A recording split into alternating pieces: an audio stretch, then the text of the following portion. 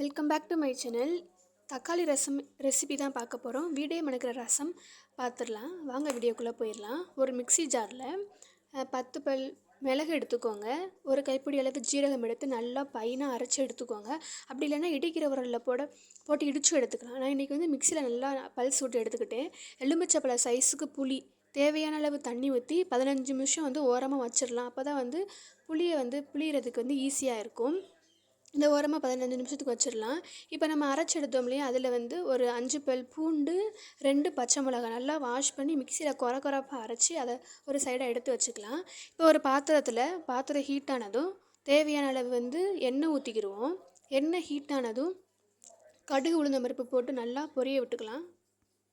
நம்ம அரைச்சி வச்ச மிளகு, ஜீரகம், பூண்டு, பச்சை மிளகாய் அரைச்சி வச்சுருக்கோம்ல ஃப்ரெஷ்ஷாக, அதை போட்டு இதோட நல்லா வதக்கிக்கோங்க.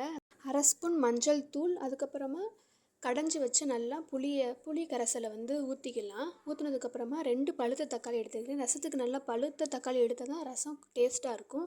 அதை கட் பண்ணி பிழிஞ்சும் போடலாம். நான் வந்து மிக்சியில் வந்து ஒரு நல்லா பையனை அரைச்சிட்டு அதையும் ஊற்றி நல்லா மிக்ஸ் பண்ணிக்கோங்க. பெருங்காயத்தூள் தேவையான அளவு 2 வத்தலை கிள்ளி போட்டிருக்கேன். ரசம் எவ்வளோ குவான்டிட்டியில் வேணுமோ அந்தளவுக்கு தண்ணி ஊற்றி மல்லிச்செடி கருவேப்பிலை பையனாக கட் பண்ணி மேலே தூவிட்டிங்கன்னா, தேவையான அளவு உப்பு போட்டு ரசம் லைட்டாக கொதிக்கிற வரை வெயிட் பண்ணிங்கன்னா சுவையான தக்காளி ரசம் ரெடி. இப்போ லைட்டாக ஒரு பக்கம் கொதிச்சோடனே நம்ம ஸ்டவ்வை ஆஃப் பண்ணிடணும். ரொம்ப கொதிக்க விட்டோம் அப்படின்னா ரசம் வந்து கருப்பாயிரும். இப்போ வீடியோவில் காட்டுற அந்த பாருங்களேன், ஒரு கொதி தான் வரும். நான் ஸ்டவ்வை ஆஃப் பண்ணிட்டேன். அவ்வளோதான். மழை காலத்தில் இந்த மாதிரி சூடாக ரசம் வச்சு ரைஸ் இதை சாப்பிட்டோம்னா வேறு எதுவுமே சைடிஷே தேவையில்லை. கண்டிப்பாக ட்ரை பண்ணி பாருங்கள். வீடியோ பிடிச்சா லைக் அண்ட் சப்ஸ்கிரைப் பண்ணுங்கள். இன்னொரு புதுமையான வீடியோவில் பார்க்கலாம். டில் தென் டேக் கேர். பை.